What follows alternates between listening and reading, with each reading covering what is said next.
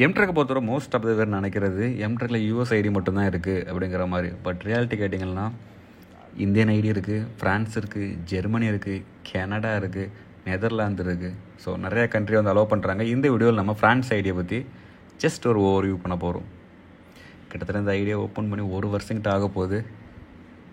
So இந்த ID எப்படி இருக்குன்னு செக் பண்ணலாம். ஃப்ரண்ட் பேஜை பொறுத்தவரை நார்மலாக தான் இருக்குது. அண்ட் ஹிட்ஸை பொறுத்தவரை கேட்டிங்கன்னா 600 சில்லற ஹிட் அடிச்சிருக்கு 100%. இது ஒரு இருக்கும் 1 வருஷம் இருக்கும். 2024 ஜூனில் அடிச்சிருக்கும். கிட்டத்தட்ட 1 வருஷம் ஆகுது அந்த ஐடியா ஓப்பன் பண்ணியே. ஸோ இப்போ தான் ஓப்பன் பண்ணியிருக்கு மறுபடியும்.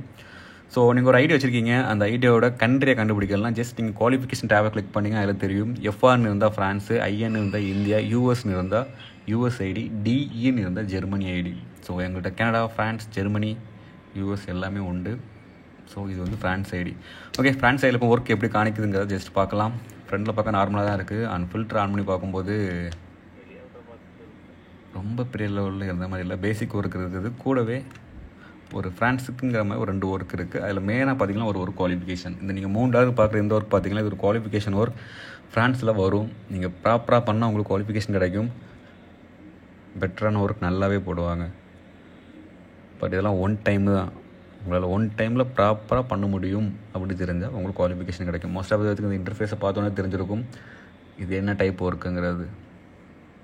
ஸோ ஃப்ரான்ஸ், ஜெர்மனி, கனடாக்கும் இதேமாதிரி ஒர்க்ஸ் வரும். நீங்கள் ப்ராப்பராக பண்ணால் அவங்களால பண்ண முடியும். இப்போ எப்படி கனடாவில் வந்து யூஎஸில் பெருசாக வராது, பட் கனடா ஐடியில் இருந்தால் அவங்களால ஆடியோ கேட் பண்ண முடியும்.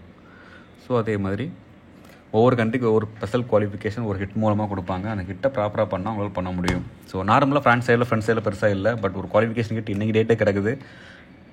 இன்றைக்கி டேட்டில் மோஸ்ட் ஆஃப் த ஐடியில் கிடக்கும் புது ஐடியில். நீங்கள் இதை லாஸ் பண்ணிட்டீங்கன்னா தென் இந்த ஐடி வச்சுருக்கதே வேஸ்ட்டு தான்.